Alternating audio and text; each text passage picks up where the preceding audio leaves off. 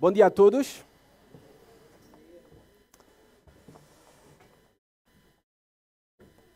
Estamos a celebrar o Natal, antecipando estas próximas horas e também o próximo dia, amanhã, em que estaremos a celebrar tão especial época, especial celebração. As crianças ficam aqui connosco no culto e foi distribuído. Se tu não tens, podes solicitar, se tu és criança e se não tens, uma folha, está bem? Para tu poderes acompanhar o culto. Tem aí perguntas, tem respostas, tem os pontos da mensagem para tu completares, está bem? As palavras que estão em falta. E também, na parte de trás, tem um espaço em branco em que tu podes fazer um desenho e eu quero ver toda a vossa arte, criatividade, está bem?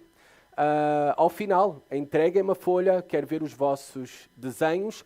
O desenho, atenção, é sobre algo que tu aprendeste desta mensagem que agora vais ouvir, está bem? Hoje vamos falar, e para ajudar as nossas crianças, eu vou fazer uso do PowerPoint, para elas poderem seguir com maior facilidade. Vamos falar de Jesus. Jesus, o verdadeiro tesouro do Natal. Jesus, o verdadeiro tesouro do Natal. Como eu disse, ou como eu já disse, hoje, dentro de umas horas, teremos a noite mais especial. Talvez a noite mais especial de todo o ano, com a nossa ceia de Natal, o nosso jantar de Natal. Em Portugal nós chamamos essa ceia de Natal consoada, que vem da palavra em latim, consolar. O que é para nós algo muito esperado e de grande alegria. Seguramente nós viemos para aqui a pensar em tudo aquilo que temos que fazer e preparar. Cozinhar, decorar. Este momento tão esperado e de grande alegria, também para vocês crianças, que estão a aguardar ansiosamente os vossos presentes, este momento de alegria não é para todos. Vocês sabem muito bem, todos vocês, que há diferentes reações ao Natal e nem todos celebram o Natal. Agora, não todos celebram o Natal por causa do seu cunho religioso, porque há diferentes religiões e há religiões que não celebram o Natal.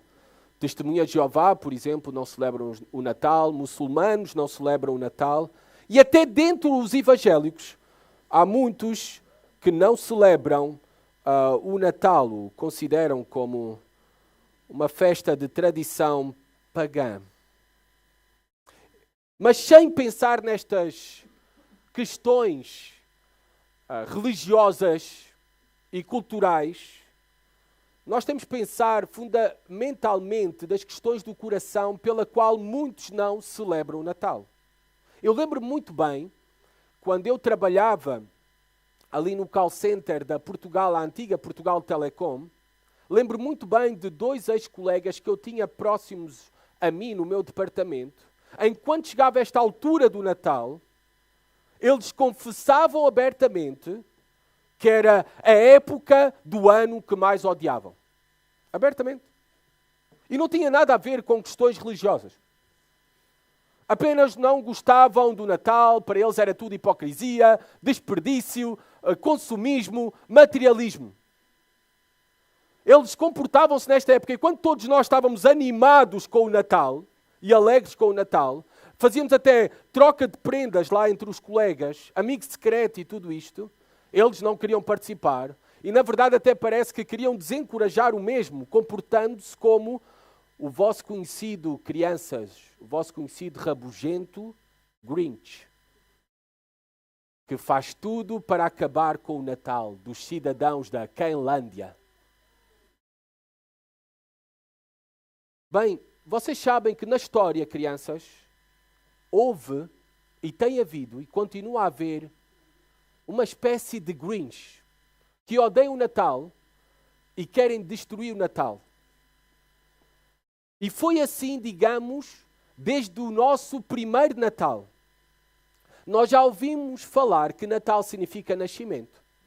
Nós estamos a celebrar o nascimento de alguém. Esse alguém é Jesus Cristo. E desde o início do nascimento de Jesus Cristo, já houve aqueles que queriam destruir o primeiro Natal. Sempre houve diferentes reações ao Natal. Diferentes reações ao nascimento de Jesus e à pessoa de Jesus. Sempre houve espécies de Grinch. Ou por ignorância, porque desconheciam quem verdadeiramente é Jesus, ou na verdade por pura maldade odiavam a Jesus. E por isso tiveram desde o início uma grande vontade, disposição e ações para acabar com o Natal. Ou melhor, com a verdadeira razão da celebração do Natal, que é Jesus Cristo.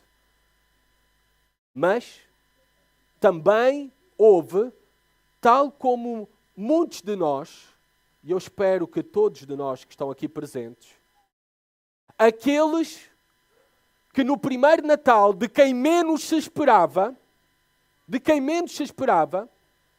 que entenderam a verdadeira razão da celebração do Natal e olharam para Jesus como o maior presente, o melhor tesouro, o verdadeiro tesouro no Natal. Por favor, ouçam esta história que está em Mateus, o primeiro livro do Novo Testamento. Abram as vossas Bíblias e me acompanhem, também vocês crianças, se têm as vossas Bíblias, ou então prestem atenção a Mateus capítulo 2. Vamos ver aqui Grinch, pessoas que queriam destruir o Natal, mas vamos ver aqui também pessoas que acharam em Jesus o verdadeiro tesouro do Natal. E eu espero que sejamos como essas pessoas. Sabem quem são, crianças? E todos aqui presentes? Os famosos magos. Vamos então ler a palavra de Deus. Mateus capítulo 2, versículo 1 a 12. Aqueles podem colocar-se de pé para lermos a palavra de Deus juntos.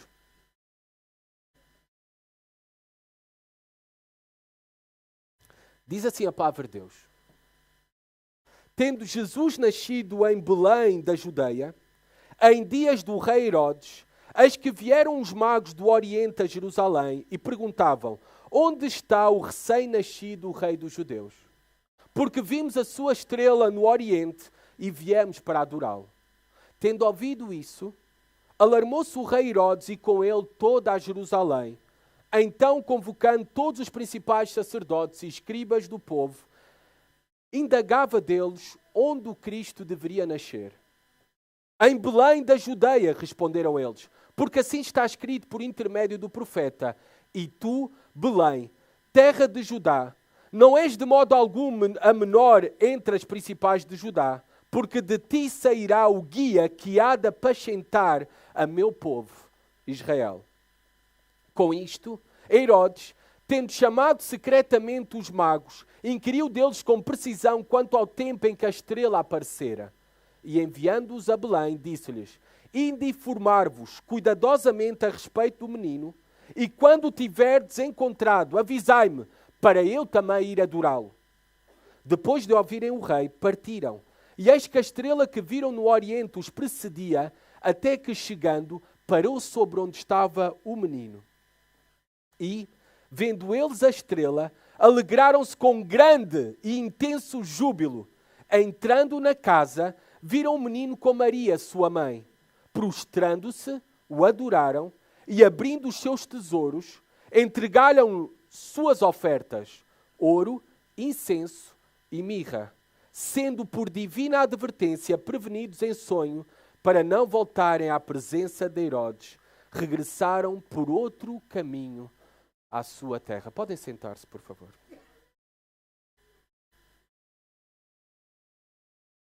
Então, temos aqui a história dos magos que procuram o Messias. Assim é no Antigo Testamento, na Bíblia, nos escritos dos profetas, chamado Jesus Cristo. Ele é o Messias. Esta palavra Messias significa o ungido, o escolhido por Deus para reinar para todo o sempre. O escolhido por Deus que iria salvar o seu povo, o povo de Deus, de todos os seus pecados. Então temos aqui estas personagens famosas para todos nós no Natal, os magos do Oriente, que procuram o Messias prometido. Tendo Jesus nascido em Belém da Judeia, em dias do rei Herodes. Então vemos que Jesus já tinha nascido. Ele já tinha nascido e ele nasceu em Belém da Judeia, nos dias do rei Herodes. Está a falar aqui de Herodes o Grande, que morreu no 4º ano antes de Cristo. E com esta informação, ao pormenor que Mateus nos dá, nós conseguimos saber de perto em que ano Jesus nasceu.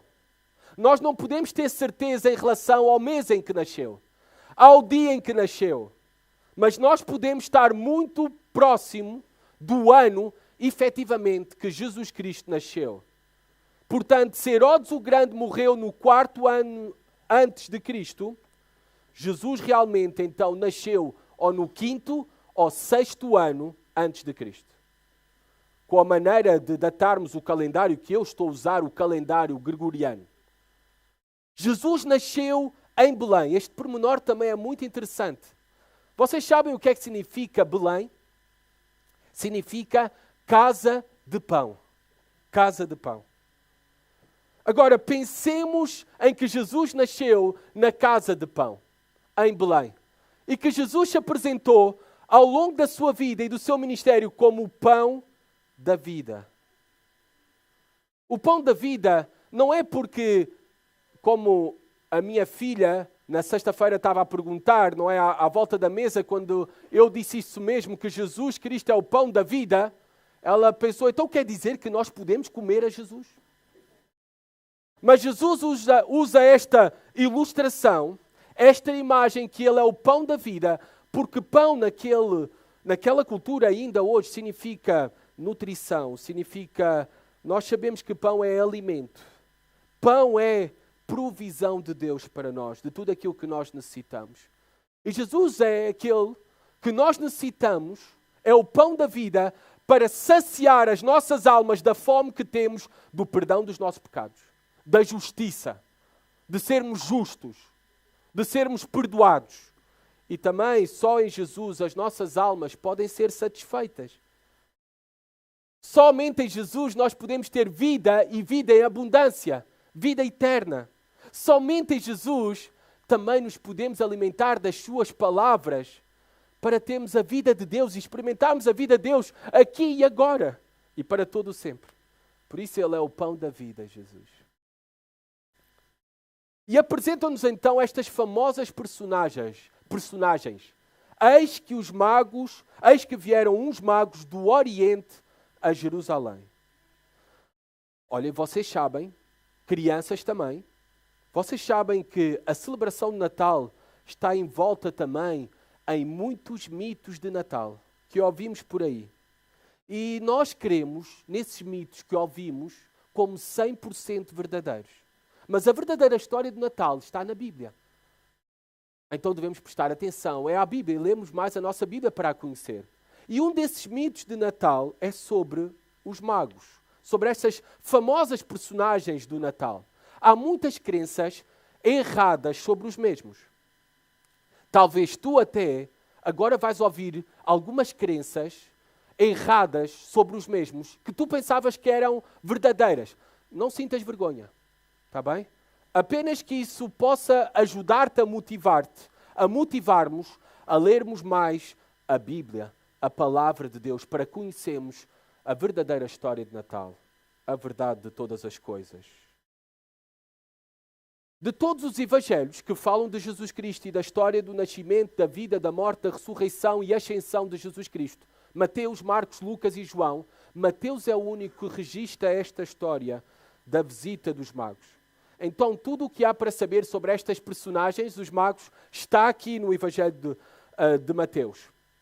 E reparemos então, e acabámos de ler que apenas diz a Bíblia, eis que vieram uns magos do Oriente a Jerusalém. Então, nós não temos o número exato de magos. Nós ouvimos dizer que os magos eram 3, não é? Mas os magos podiam ser, como está em plural, podiam ser 2, podiam ser 3, podiam ser 5, 10, 20. Nós não sabemos. A Bíblia não nos diz quantos magos eram, está bem? Também, a Bíblia não diz que eram reis. A Bíblia simplesmente os chama magos, não diz reis magos. Este é um pormenor interessante. Também, a Bíblia não nos diz o nome dos magos. Então o nome que nós temos, Belchior, Baltazar e Gaspar, nós não temos na Bíblia esses nomes. É a tradição dos homens. Começaram, se eu não estou em erro, com Tertuliano no ano 4 depois de Cristo. No ano 4 depois de Cristo, não, no 4º século depois de Cristo. Nós não sabemos os nomes deles. Também, nós nem sabemos de onde eles eram especificamente. Apenas o texto diz que eles vieram do Oriente, vieram da China, da Tailândia. Possivelmente vieram mais da antiga Pérsia, atual Irão, ou da antiga Babilónia, atual Iraque. Era o mais próximo, ainda que naquele tempo não havia carros nem aviões. Então eram viagens muito demoradas para ir até desses lugares, mesmo a Babilónia, a antiga Pérsia, ir até Jerusalém. Então fiquemo-nos com aquilo que nós sabemos sobre os magos. O que sim sabemos é que eles eram mais do que um. Está no plural, magos. Agora, pensemos também que há um mito aqui. Eles não eram magos como nós pensamos que eles eram. Como nós temos hoje em dia magos na nossa cultura. Porque hoje em dia, nós quando ouvimos a palavra magos, pensamos em mágicos, em feiticeiros, em bruxos. Não tem nada a ver com isso, está bem? Eles não eram nada disso. A palavra grega usada para magos significa, ou está relacionado com sábios, pessoas com conhecimento. E que conhecimento era este? Eles muito provavelmente, eles eram também sacerdotes de uma religião antiga da Pérsia, que nós sabemos que se envolviam com a astronomia e a astrologia, estudavam as estrelas, por outras palavras. Eles eram, por isso, gentios. Eles não eram judeus, estavam bem longe de o ser. Mas eles eram sábios, magos, que eram estudiosos, que se envolviam no estudo das estrelas, da astrologia. Hoje em dia chamamos a astronomia, talvez os primeiros astrónomos que alguma vez existiram. E eles buscavam esse conhecimento através das estrelas, porque eles buscavam nas estrelas o verdadeiro conhecimento e sentido para a vida.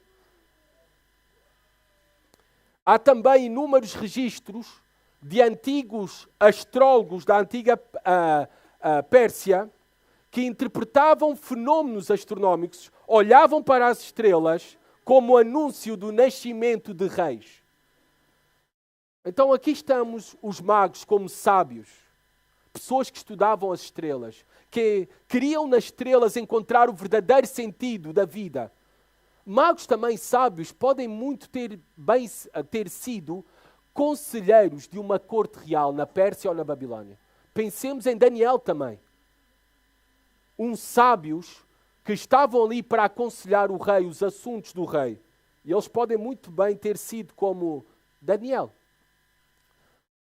E talvez ouviram falar muito do Deus de Daniel, se eram da antiga Babilónia. E talvez ouviram falar muito das profecias que estão em Daniel, no livro de Daniel, sobre o Messias prometido, sobre o rei dos judeus, prometido e anunciado por Daniel e por outros profetas. Por isso eles chegam, no versículo 2, e perguntavam a Jerusalém, chegaram a Jerusalém e perguntaram explicitamente: onde está o recém-nascido Rei dos Judeus.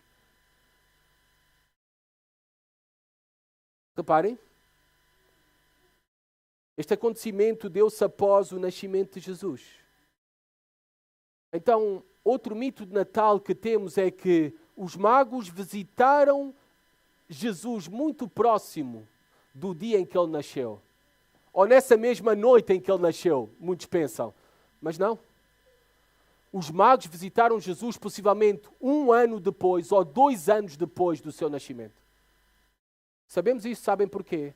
Porque o Grinch desta história, que eu já vou adiantando para vocês, crianças, Herodes, ao saber do anúncio do nascimento do rei dos judeus, e ele era na altura o rei dos judeus, ele decidiu matar, no versículo 16, todas as crianças com menos de 2 anos. Porque ele sabia o período exato em que tinha ocorrido o nascimento deste rei dos judeus, do Messias, Jesus Cristo. É isso que diz o capítulo 2, versículo 16. Vendo-se iludido pelos magos, enfureceu-se Herodes grandemente e mandou matar todos os meninos de Belém e de todos os seus arredores, de 2 anos para baixo, conforme o tempo do qual, com precisão, se informara dos magos. Porquê Mateus registra esta história da visita dos magos? Porquê Mateus escreve aqui a pergunta dos magos quando chegaram a Jerusalém? Onde está o recém-nascido rei dos judeus? Porque o Evangelho de Mateus quer provar para nós que Jesus é o rei dos judeus. Que Jesus não é apenas o rei dos judeus, é o Messias prometido pelos profetas no Antigo Testamento.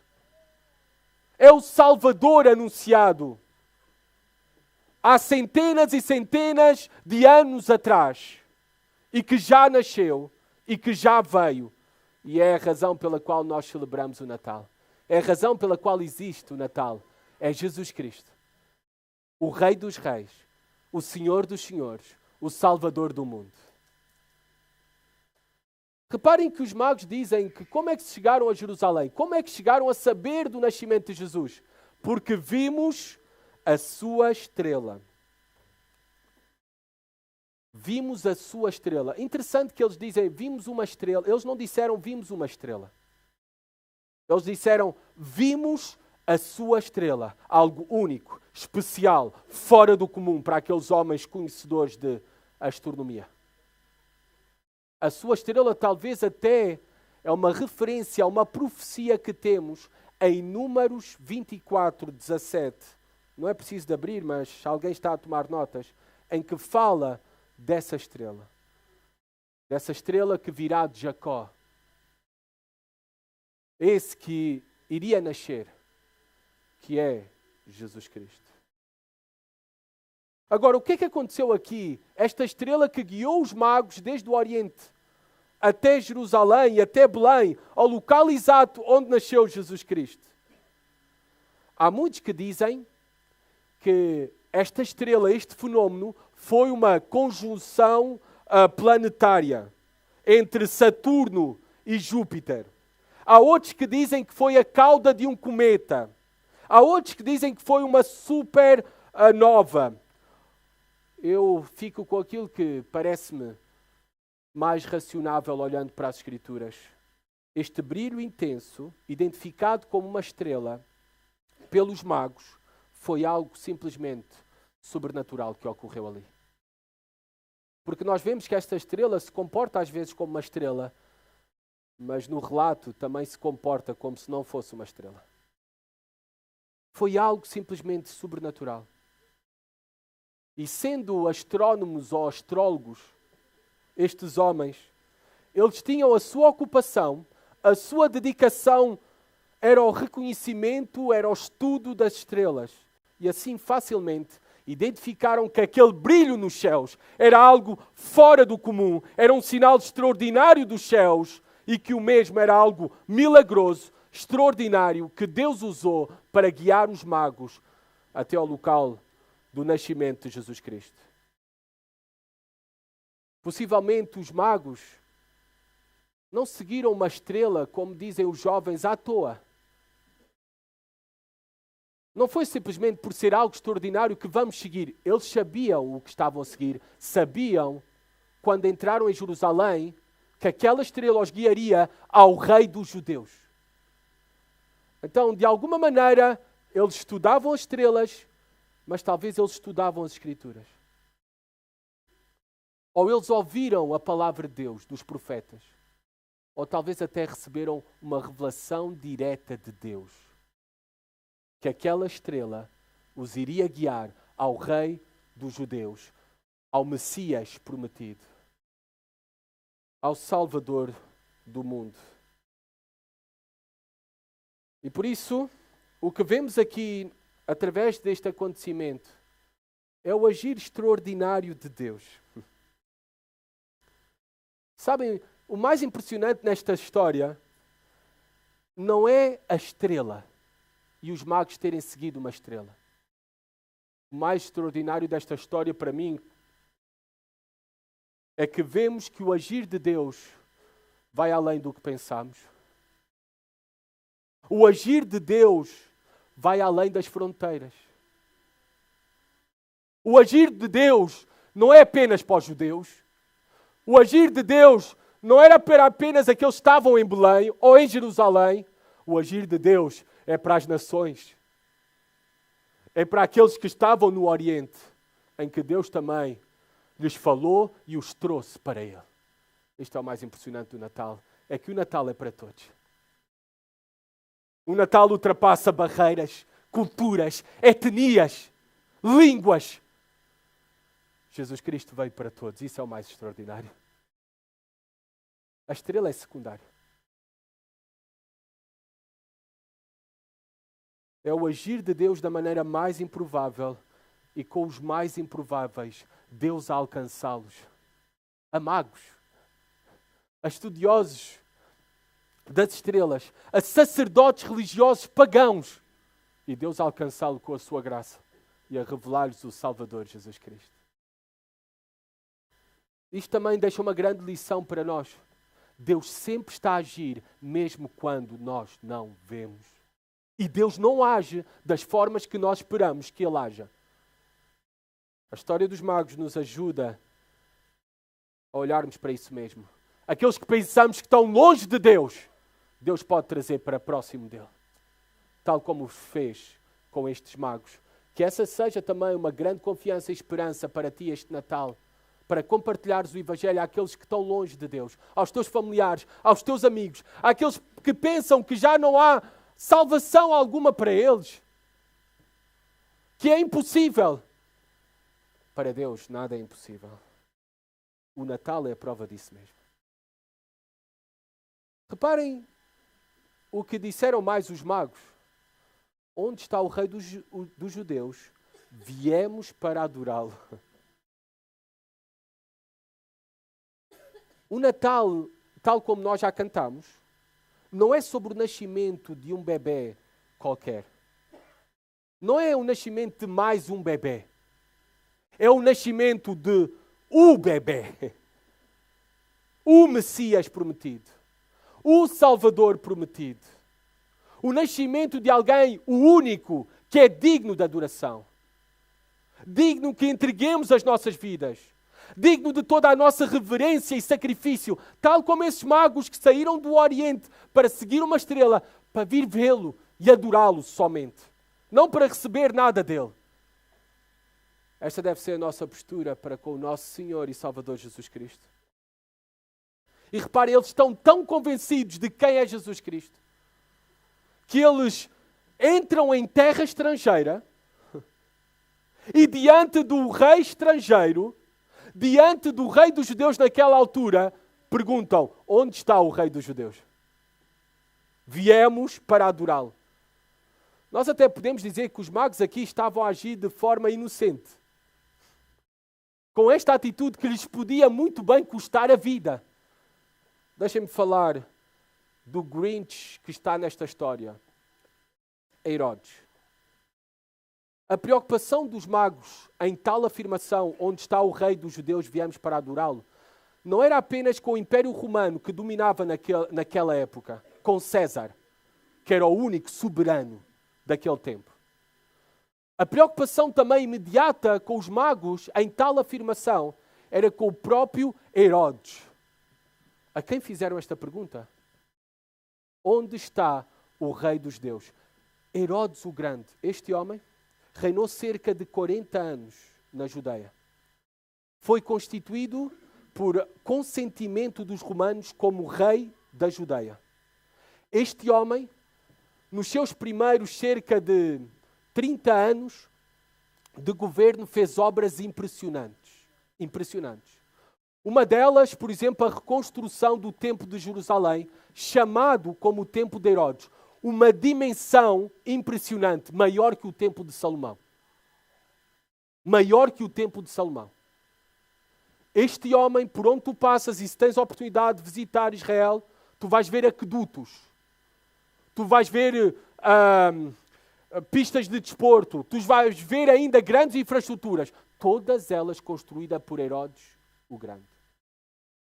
Mas os últimos anos deste homem, e nós estamos aqui nesta história nos últimos anos, ele foi conhecido ficou paranoico. Este era um homem que chegou a matar as suas mulheres, por desconfiar delas.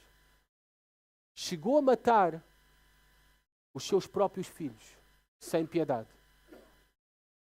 Matou inúmeros rabinos, e é diante deste homem que eles dizem: onde está o rei dos judeus? Nós viemos para adorar. E nós vemos a reação de Herodes. Nos versículos 3 a 8, a reação de Herodes ao anúncio do nascimento de Jesus. Ele ficou, diz o texto, versículo 3, alarmou-se, ou por outras palavras, ele ficou apavorado, cheio de medo.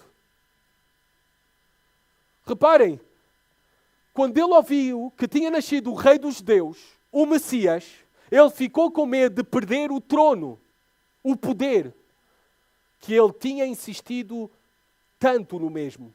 Tantos sacrifícios tinha feito para comprar esse poder e para manter esse poder. Mas não apenas ele ficou apavorado, com medo. O texto diz também toda a Jerusalém. Isto é impressionante. Quando ouviram que tinha nascido o rei dos judeus, o Messias prometido, em vez de se alegrarem e celebrarem, toda a Jerusalém ficou com medo desta notícia. Nós temos que pensar e relembrar-nos que eram tempos de grandes trevas para os judeus naquele tempo. Estavam debaixo da opressão do Império Romano. Eles já tinham perdido a completa esperança de libertação dos romanos. Eles já não pensavam na esperança messiânica. Praticamente tinha desaparecido.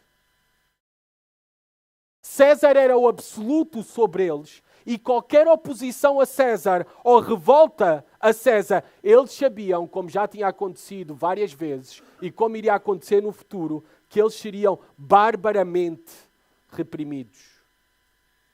E se não fossem reprimidos por César, eles seriam pelo lunático Herodes, aquele que não tinha problema de matar os seus próprios filhos. Os judeus, no fundo, eles já estavam sem esperança. Já não esperavam o agir de Deus em enviar o Messias. Eles só se preocupavam em sobreviver. Talvez neste Natal tu estás assim também. Sem esperança. O Natal é a mensagem de maior e melhor esperança. Jesus Cristo nasceu. Já veio. O Filho de Deus, enviado por Deus para ser o teu Salvador. Versículo 4, nós vemos Herodes a perguntar mais. Como ele não era judeu, vocês sabiam, ele não era judeu, era edomita. Como é que ele se tornou rei dos judeus? Casou-se com uma judia, comprou o poder com a autorização e o consentimento de César. Ele também não estudava a sua Bíblia, nós sabemos isso. Por isso é que ele chamou os líderes religiosos daquele tempo. Reparem o que diz o versículo 4. Então, convocando todos os principais sacerdotes e escribas do povo, perguntava deles onde o Cristo deveria nascer, qual o local do nascimento do Messias. Agora, nós sabemos que ele queria saber o local do nascimento não não por boas razões. Ele queria matar, destruir o Natal. Nós vemos Herodes a convocar sacerdotes, os principais sacerdotes e escribas do povo. Vocês sabem quem são esses? Eram os saduceus e os fariseus, os líderes religiosos daquele tempo. Aqueles com quem nós vamos ver ao longo dos evangelhos que terão uma disputa com Jesus, que irão rejeitar a Jesus, que irão matar a Jesus. E eles, estes líderes religiosos, sabiam e conheciam as profecias bem. E que o Messias deveria, como dizem no versículo 5 e 6, nascer em Belém. O nascimento de Jesus em Belém é um cumprimento de uma das profecias do Antigo Testamento. Miqueias 5:2, que é citado aqui no versículo 6. Reparem o que diz o texto. E tu, Belém, terra de Judá, não és de modo algum a menor entre as principais de Judá, porque de ti sairá o guia que há de apacentar a meu povo Israel. O nascimento de Jesus em Belém é o cumprimento desta profecia. Agora, não pensem que Belém era alguma coisa especial.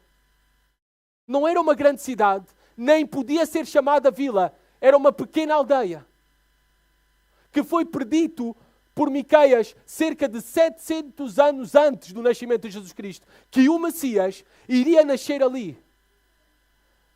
É como eu também afirmar hoje que o filho do Jefferson e da Lília vai nascer lá, deixem pensar, numa terrinha pequena, nem consigo imaginar uma aldeia tão pequena, talvez vai nascer em Castelo de Vide. Era mais ou menos eu fazer esta previsão. Assim foi naquele tempo, centenas de anos antes, afirmar que o Messias prometido iria nascer em Belém, uma pequena aldeia, um pequeno lugar escondido, contra todas as probabilidades. A história do Natal é tão fascinante e surpreendente. Esta história, o agir de Deus em cada detalhe.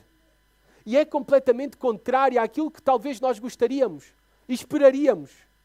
Reparem, Deus, em vez de escolher nascer na capital de Jerusalém, num palácio, no meio de uma família importante, rica e poderosa, Deus escolheu revelar-se ao mundo ao nascer numa pequena, insignificante aldeia à vista dos homens, Belém. Nasceu num estábulo de animais. Nasceu no meio, dentro de uma família insignificante, pobre e humilde. Esse é o agir de Deus. O agir de Deus é tantas vezes diferente ao nosso agir, ao nosso modo de pensar. É um contraste com os nossos próprios corações. Nós temos os corações muitas vezes nas coisas erradas. Nas coisas erradas. Querem uma prova disso? Todos nós gostamos de holofotes. Deus, pelo contrário, escolheu uma aldeia insignificante para se revelar ao mundo, Belém. Nós também, até para os nossos casamentos e tudo, escolhemos lugares pela sua dimensão. Deus escolheu um estábulo para nascer. Nós vamos às festas com as melhores roupas. Mas Deus escolheu agir das maneiras mais pequenas e pobres, por meio do mais improvável, por meio do mais pequeno, para manifestar a grandeza da sua glória. Essa é a história fascinante do Natal. O improvável, o impossível, Deus fez para nos salvar. Que nós tenhamos este coração centrado naquilo que deve estar centrado. Não nos holofotes, não nas coisas grandes, mas na verdade nas coisas verdadeiramente gloriosas. E a glória do Natal é Jesus Cristo. A glória das nossas vidas é Ele. Versículos 7 e 8. Deus usa Herodes como instrumento para revelar aos magos a profecia da palavra de Deus sobre o local do nascimento de Messias. É Herodes que transmite aos magos onde o Messias deveria nascer. E esta é uma lição para nós. Muitas vezes nós esperamos e desejamos grandes sinais de Deus. Não é? Fogo deixa do céu para me mostrar qual é a vontade de Deus. O que mais necessitamos é daquilo que os magos também necessitaram naquele momento. Da revelação da palavra de Deus. Pois é somente na sua palavra que claramente encontramos a segura e verdadeira vontade, revelação de Deus para as nossas vidas. Queremos ouvir sobre a verdadeira história do Natal? Ela está nas Escrituras, na palavra de Deus. Queremos saber quem é Deus, quem é Jesus Cristo, o que Ele fez? Na palavra de Deus encontraremos. Queremos saber qual é a vontade de Deus para as nossas vidas? É na palavra que iremos encontrar. E somente nela, tal como os magos encontraram. Já caminhando para o final, nós vemos que os magos encontram e adoram o Messias. E reparem a atitude deles. Versículo 9 e 10. Depois de ouvirem o rei, partiram, e eis que a estrela que viram no Oriente os precedia, e à frente deles. Até que chegando, parou sobre onde estava o menino. E vendo eles a estrela, alegraram-se com grande e intenso júbilo. O Natal, tal como falámos no domingo passado, é de grande alegria, entusiasmo e júbilo para nós. Por isso é celebração. Por isso devemos celebrar com alegria, devemos cantar hoje, amanhã,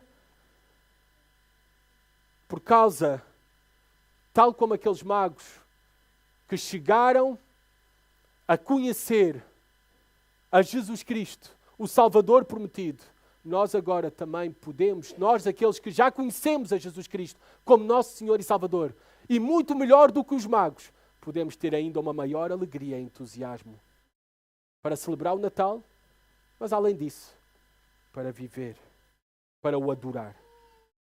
Versículo 11. Entrando na casa, viram o menino com Maria, sua mãe. Prostrando-se, o adoraram e, abrindo os seus tesouros, entregaram as suas ofertas, ouro, incenso e mirra. Chegaram a casa, reparem, o mito Jesus não está mais num estábulo. Eu sei que os nossos presépios colocam Jesus com os animais e dentro de um estábulo. Mas quando os magos visitaram a Jesus, ele não estava mais num estábulo, estava numa casa. Agora, não penses que essa casa também era uma grande coisa. Uma casa em Belém, numa aldeia pequena, de uma família pobre e humilde, era um cubículo pequeno. Simples. Pensem comigo.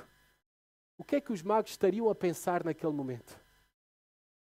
Vieram para visitar o rei dos judeus. E não o encontraram na capital. Eles foram primeiro a Jerusalém. Claro, gente importante nasce na capital. Nas grandes cidades. Jerusalém. Não, foram conduzidos para uma aldeia. Mas não só isso.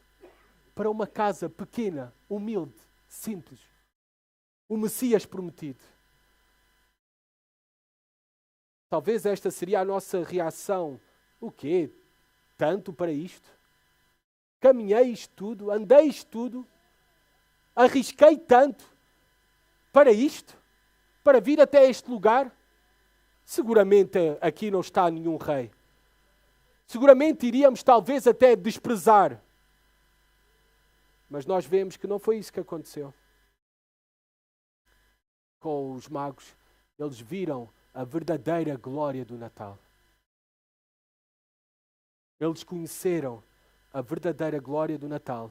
E a primeira coisa que fizeram, diz o texto, prostrando-se, caindo no chão. A palavra prostrar-se mesmo é cair. Caíram no chão e adoraram. Esta é a atitude diante de Jesus Cristo. Esta é a reação dos magos, bem distinta a Herodes, que queria destruir o Natal. Os magos viram a beleza e a glória do Natal e se renderam por completo. Essa deve ser a nossa atitude, tal como os magos, diante daquele que Mateus nos apresenta como o filho de Davi, do rei Davi, o herdeiro do trono e o herdeiro do trono para todo o sempre. Aquele de quem fala Daniel 7. Versículo 13 e 14, eu vou ler para vocês esta profecia sobre o Messias. Eu estava olhando das minhas visões da noite, e eis que vinha com as nuvens do céu, um como o Filho do Homem, uma referência ao Messias. E dirigiu-se ao ancião de dias e o fizeram chegar até ele. Foi-lhe dado domínio e glória e o reino, para que os povos, nações e homens de todas as línguas o servissem. O seu domínio é domínio eterno, que não passará, e o seu reino jamais será destruído. Quem é esse senão Jesus Cristo? Quem é esse que é Deus para reinar eternamente para todo sempre? Esse Deus que se fez homem, esse Deus homem que celebramos no Natal, Jesus Cristo, o Filho de Deus, que veio de Deus para resgatar muitos. Diante dele só podemos nos curvar, nos render, abrir os nossos tesouros, é o que eles fizeram. Eles ofereceram tesouros que são estranhos para nós. Incenso, esta planta incenso para provocar aromas no culto a Deus, era usada no tabernáculo, no templo. Isto para nós hoje não tem grande valor, a não ser para provocar cheiros em casa. Mas naquele tempo, todos esses presentes, o ouro, o incenso e a mirra, outra planta, que era usada para o embalsamento de corpos, quando as pessoas morriam, para perfumar os corpos, era usado a mirra. Eram produtos extremamente caros e só usados pelas pessoas mais importantes. O ouro, então, era uma prenda única e digna de um rei. E é estes tesouros que os magos oferecem, abrem diante de Jesus e entregam a Jesus. Reparem, crianças, eles não foram para receber presentes. Eles foram para dar presentes a Jesus Cristo. Fazem muito bem e eu espero que vocês recebam presentes. Esta noite ou amanhã. Mas o mais importante, e a glória e a verdadeira beleza do Natal, é nós darmos. É nós darmos. E é darmos, sobretudo, as nossas vidas a Jesus Cristo. Adoração a Ele. Louvor a Ele. Estes presentes demonstraram uma clara demonstração por parte daqueles homens de quem era aquele bebê, que não era um bebê qualquer. Eles manifestaram toda a sua honra, derramaram as suas riquezas para adorar um bebê. O propósito desta oferta dos magos em derramar as suas riquezas era para mostrar que aquele bebê, Jesus Cristo, era o tesouro deles. Não o ouro, não o incenso, não a mirra. Jesus Cristo, o verdadeiro tesouro do Natal.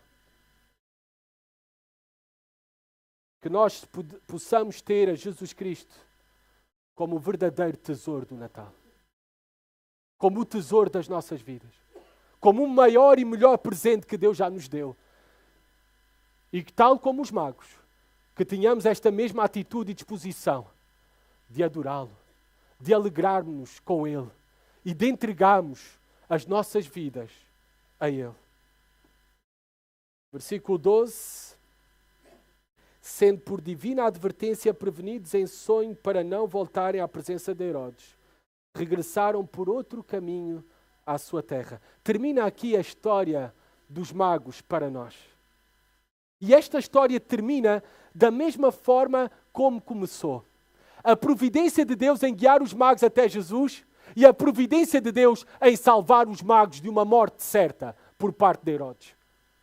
Ao revelar-lhes para não irem ter, não voltarem à presença de Herodes. O Natal é esta fascinante, incrível, improvável, impossível história de salvação, escrita e cumprida pelo nosso grandioso Deus. Nesta história, aprendemos que a história do Natal não tem fronteiras. A celebração do Natal não é para uma cultura. A celebração do Natal não é somente para uma língua. A história do Evangelho, ela não tem fronteiras.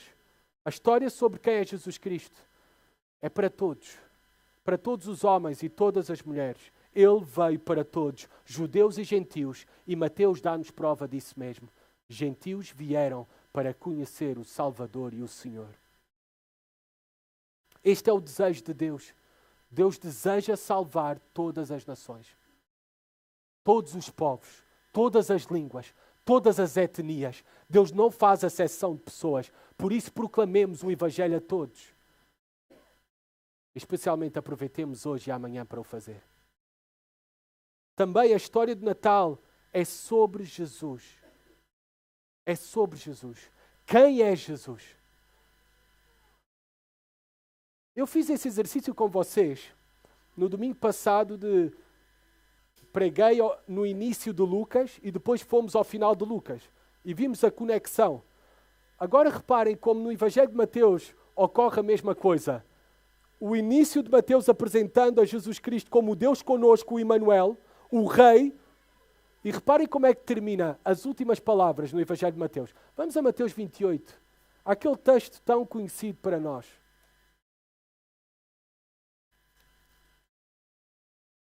A grande comissão. Jesus, aproximando-se, falou-lhes dizendo: toda a autoridade me foi dada no céu e na terra. Reparem as últimas palavras de Jesus Cristo, é relembrarmos que Ele é o Rei. Tal como Ele foi conhecido pelos magos, o Rei.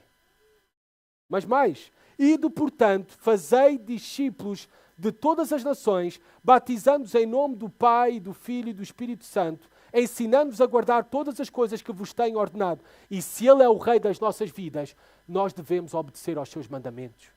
Por isso nós temos essa comissão para fazer discípulos e ensinar todas as coisas e guardarmos todas as coisas. Este é o verdadeiro povo do Rei Jesus, que obedece e segue os seus mandamentos, a sua palavra. Terceira lição para nós.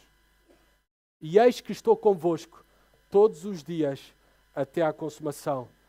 No início do Evangelho de Mateus, um dos nomes de Jesus Cristo é Emmanuel, que quer dizer Deus conosco. E as últimas palavras no Evangelho de Mateus é: e eis que estou convosco todos os dias. Ele é Deus conosco. Ele é Deus conosco. Depois de olharmos a beleza e a glória do nosso Salvador, do nosso Deus que é conosco, o que é que nós podemos oferecer a Jesus Cristo? Ofereçamos o melhor. Hoje e sempre nos esforcemos para oferecer a Deus o melhor em tudo. E em tudo. Tudo e em tudo. Oferecendo o melhor, estamos a fazer o mesmo que os magos.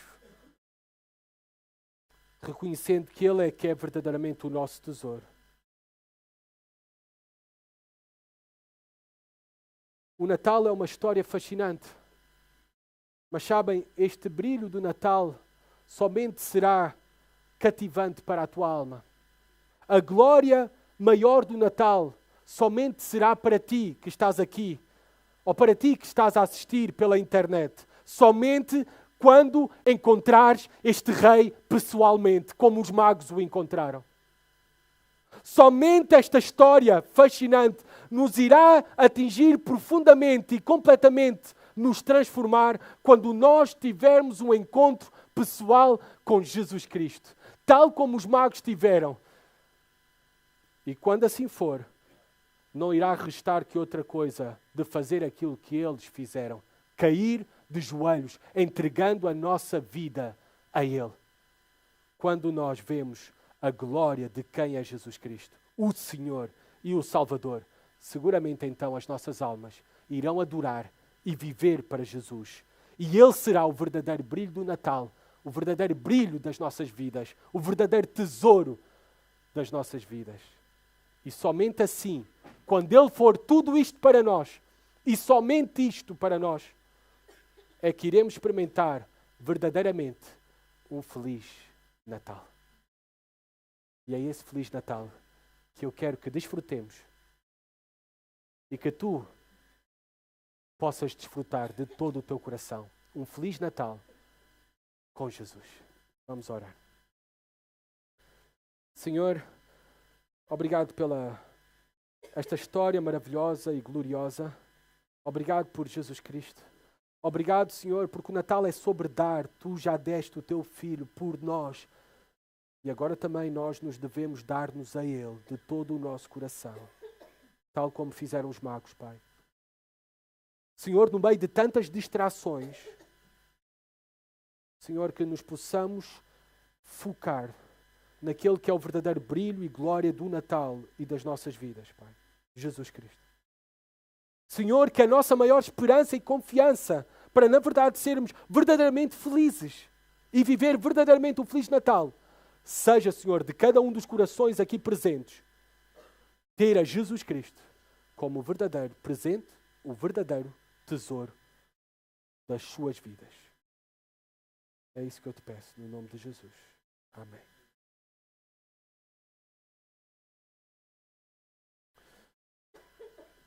Eu vou chamar aqui à frente todas as crianças agora. Todas as crianças venham aqui à frente, aquelas que desejam, não é? Sei que algumas